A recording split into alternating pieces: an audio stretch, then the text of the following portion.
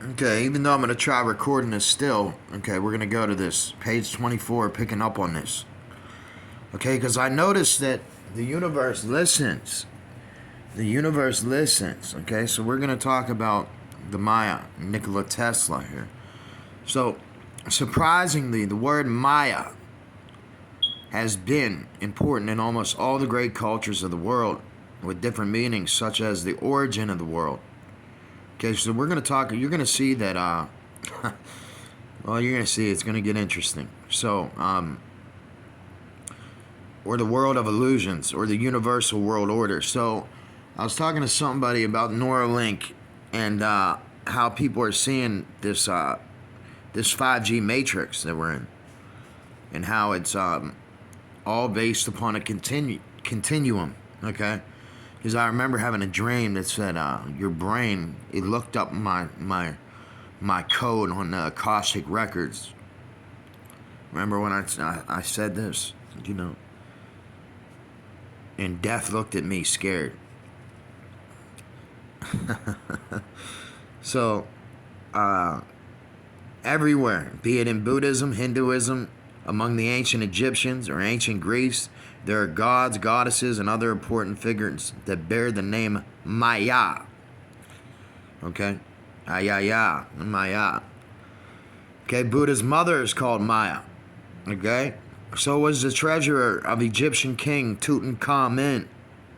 Tutankhamun. Our calendar, the month of May, is named after the Roman goddess Maya. When we talk about the Mayans today, we mainly think of ancient people who built magnificent pyramids and created incomparable cultures about 1,000 years ago. We also think about the people in Guatemala, Mexico, Honduras. So when we talk about Mexico, are we talking about Meshi, the Mashiach? Okay. When we talk about Honduras, are we talking about the door? So On meaning the city of the sun. Okay. And Belize, are we talking about Bel?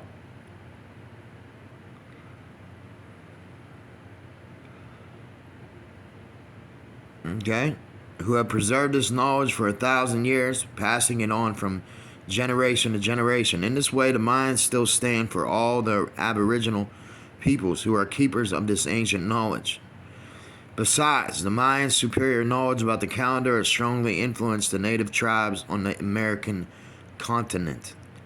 In their written records, the Mayans tell the origins of life. The fact that their version resembles the creation myth of other cultures strongly points toward the cosmic web, or the dream time. Everything is connected with everything else. The Popol Vuh tells us of their origins, the beginnings of our world, and narrates the struggles of the humans against the powers of the underworld. Okay, so when we're talking about this underworld, we're going to talk about the stuff that binds the underworld and breaks it up and breaks it from succeeding, which I will get into in a little bit.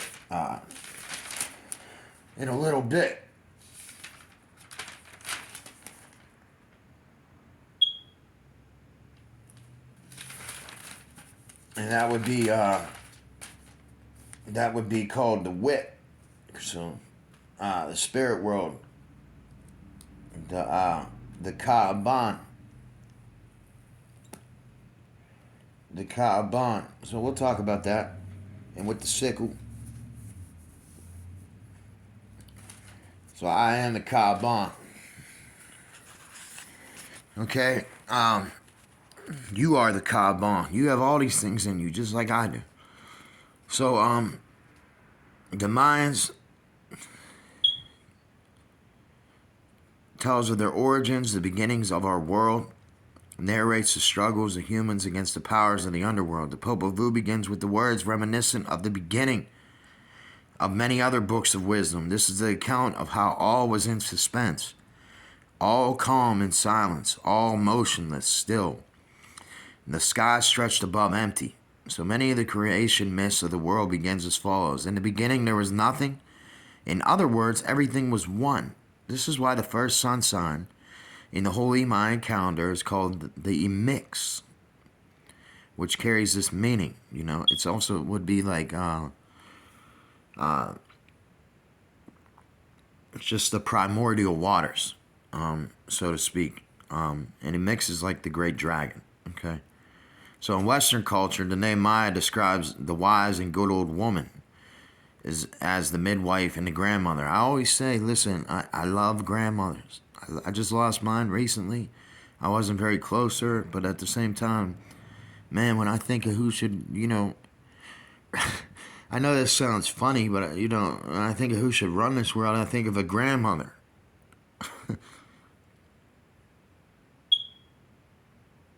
In the native cultures, you see that the grandmother and the mothers are very important. They're the most important. And I love that. It makes me want to cry, honestly. So, in the Greeks, it meant the goddess Maya, who bore Zeus a son named Hermes. Thrice blessed. Okay, she was said to appear in the night sky as one of the 7 Pleiades. Okay, so when I was watching Total Recall, the girl said Arnold Schwarzenegger or Q, she said, hey, I could tell you who what your sign is. And he's like, oh, how could you tell? She said, you're a Taurus. He said, how did you know? And one of the 7 Pleiades, these are one of the 7 sisters. Okay. So Atlas, and this is also the term for CERN. At the same time, CERN has something called the Atlas detector. And they took all their things from the Mayan. I could promise you that, okay? I could promise you that. So in the Pleiades, one of the deities, is called Sunya. Atlas, who also carried heaven. Okay, Atlas would be almost like Samson or Hercules, kind of, or Prometheus, you would say. I guess, was considered to be the father of the Maya and of the Pleiades, whose mother was Pleione of the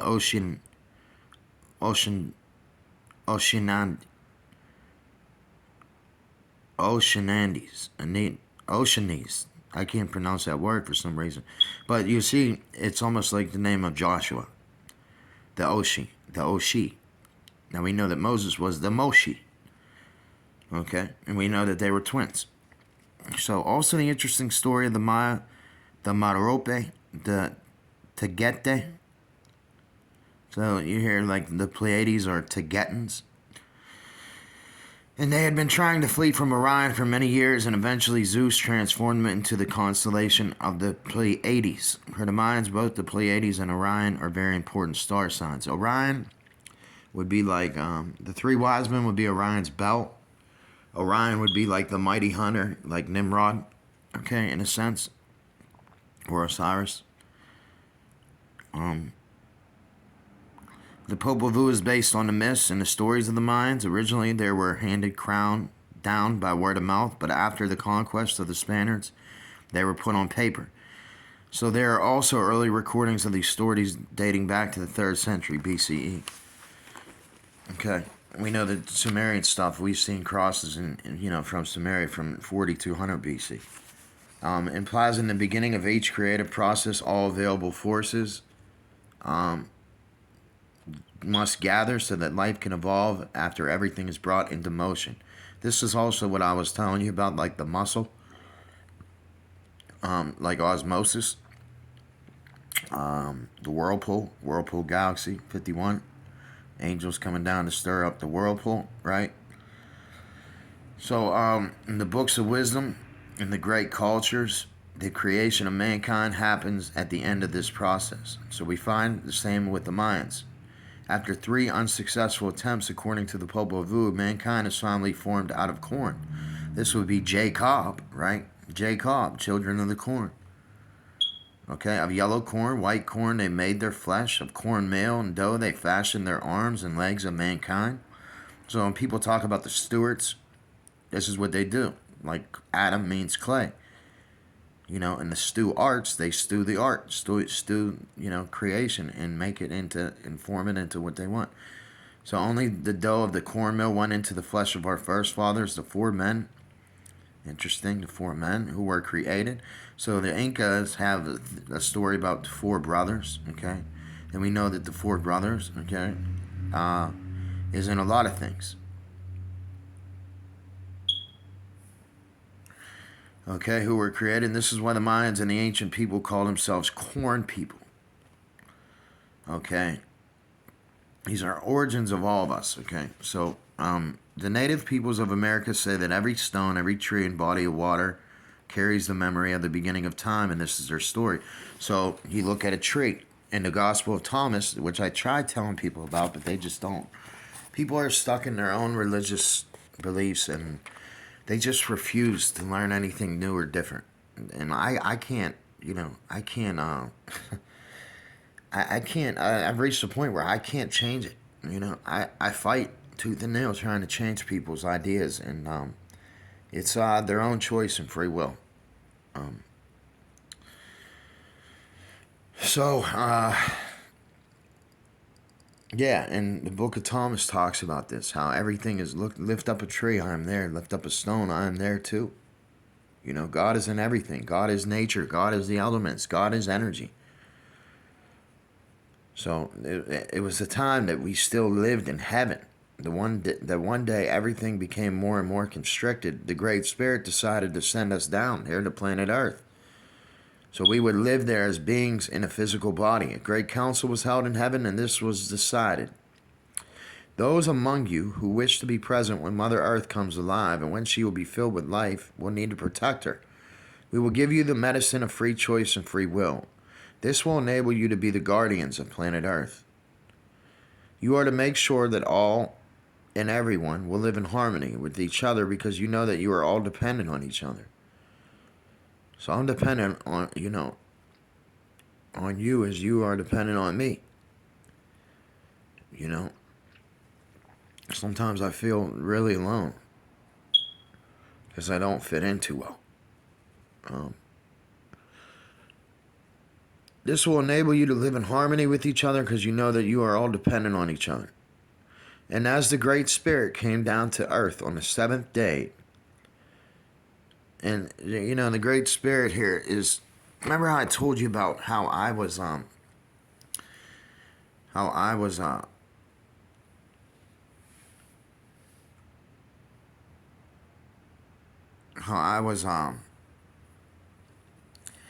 when I had this thing happen to me where I died and my consciousness, okay, was downloaded onto my phone, or my consciousness, and this is what it said. It was an alien virus, and all I seen, like, in these faces were skulls and bones.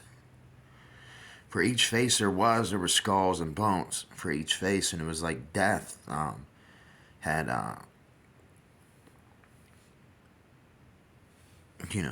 death had so death took over, and this was in Antarctica, the same place where the Akhenaten face just showed up. And I believe that the Akhenaten face and the Alulu face, what makes me think of Mars is that I believe there's a place in Saudi Arabia called Alulu. And so I look around, I'm right by Mars, okay? Mars is my planet. That's my planet. My brother told me, he's like, Michael, we're from Mars, So, it's just interesting. So yeah, and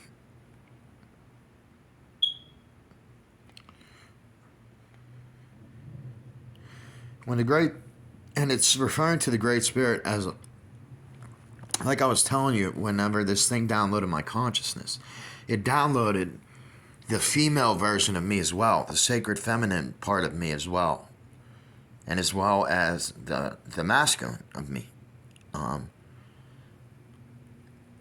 So it's kind of interesting. It's weird. But at the same time, it's cool. Um, so mother came down, and father came down, saw their grateful hearts, and it says, they were both proud of their creatures because they saw that they had not forgotten the time that they had spent in the heavenly spheres. They praised them and brought them many gifts. And like all ancient peoples, the Mayans understand themselves as creatures of the earth, not as separate from it. At the same time, they emphasize that they come from the stars. I know I come from the Pleiades. I know I'm from the Pleiades. I mean, this is just stuff that I know where I'm from. This is stuff I've came to realize, though, just recently. I know I'm from there. Because who's the one that holds the 7 stars in their right hand? Okay? So, at the same time, they were able to develop a culture illustrating the amazing relationships between the universe, Earth, and mankind. They're called the keepers of time in the universe because they accurately measured huge time periods and orbits of numerous planets. Perhaps more importantly, they pointed out that all things are related to each other and that humans are but a part of all that exists. The Mayans, there is no separation. Every moment, tiny particle influences everything else. Even the smallest thought can bring about a great change.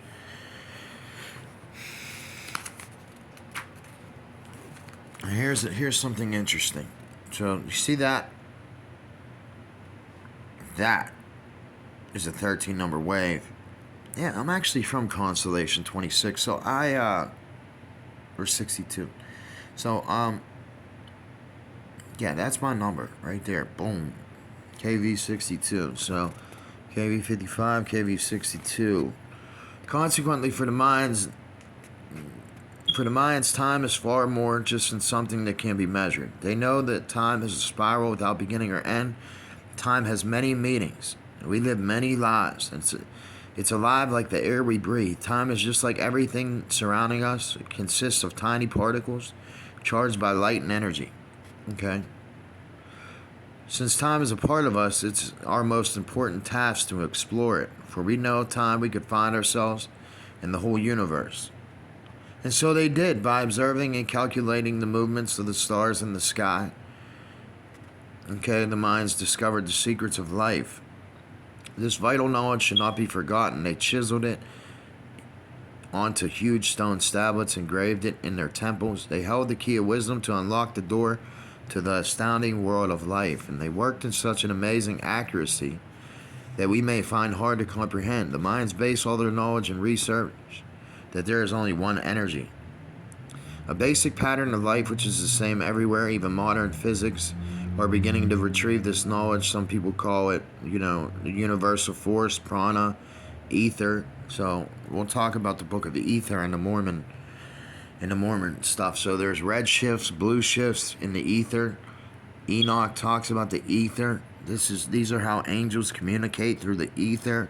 This is how your star family communicates through the ether.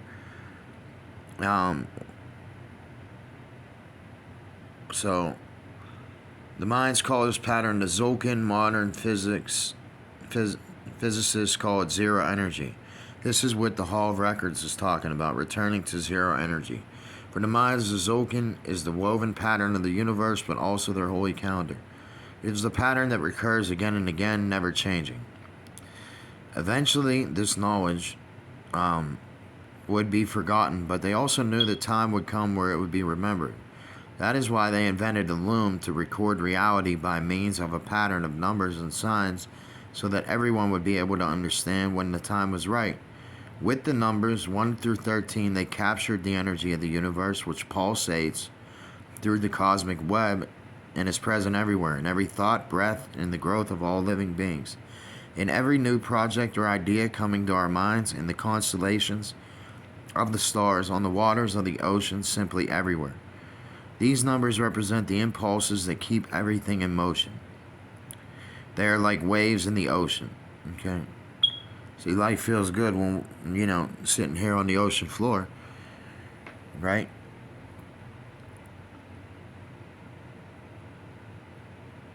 They're constantly in a perpetual ascent and descent. What comes up must go down. They serve as a constant reminder humans that never forget these realities. Okay, so this is how the Mayans numbered their, you know, stuff. So the Mayans gave the numbers, okay, names and meanings to firmly anchor them in their memory. This is what I'm working on right now, trying to memorize this stuff, to firmly grasp it, to speak it out, and to embed it in my skull. That way, when I die, they can look into my brain and say, hey, this stuff is here. So number 3, for an example, means rhythm, while 9 refers to the longer cycles and the greater connections. 1 is the beginning of a wave, 13 is the end. Each number, which the Mayans sometimes call tones, carries a different meaning. So I was telling my friend Maria yesterday that, a little bit about the Hebrew alphabet and the 22 letters in the Hebrew alphabets, and that they're based upon tones and harmonics, okay?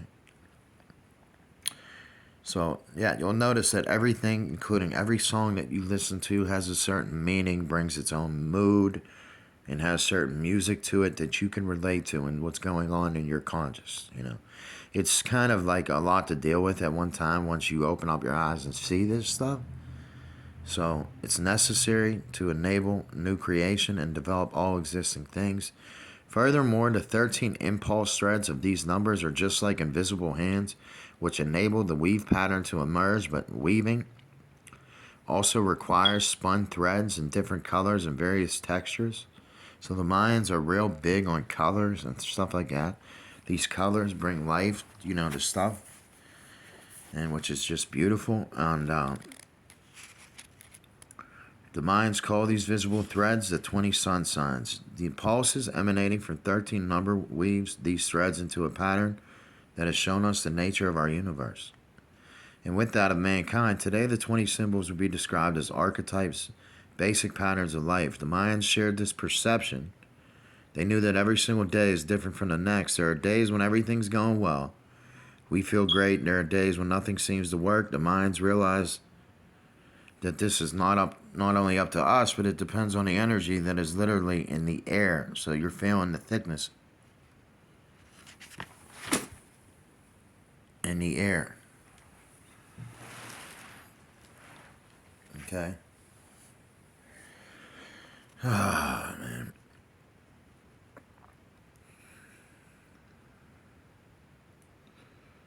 So when we learn about these patterns,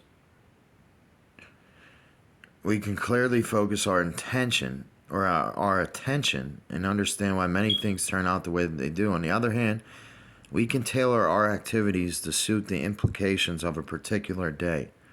For the Mayans, each person carries the energy of the day he or she was born. The 20 sun signs are always the basic feature of an individual's character, which the Mayans called Nahutal. Okay, so we know that a how is meaning crown chakra or spirit guide. This is the pattern which we begin our life on this planet.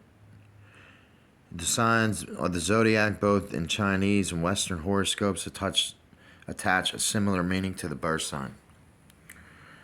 For an example, today was under the sign Emix, ancient dragon or first mother, a newborn child to be protected by a spirit guide who will strengthen his or her primordial trust and support him in dealing with issues of survival. And according to the Mayan calculations, a greater time cycle like a year, 20, even 400 years are connected with this sign. The entire planet would be influenced by these qualities and meanings. In agriculture, with regard to healing, any mixed day encourages different activities or occupations that an Ix day might mean. Ix means wind, which represents movement, breathing, and inspiration. Okay, so here's a little bit about the signs, okay,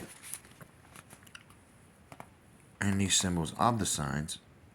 Okay, so you have the Emix, and I'll probably mispronounce these words, but you have the Kami, the Shu, and the Kib, the Ix, the Manik, the Eb, the Kaban, the Akbal, the Lamat, the Ben, okay, the Eatsnob, the Khan, the Maluk, the Eeks, the Kayuk,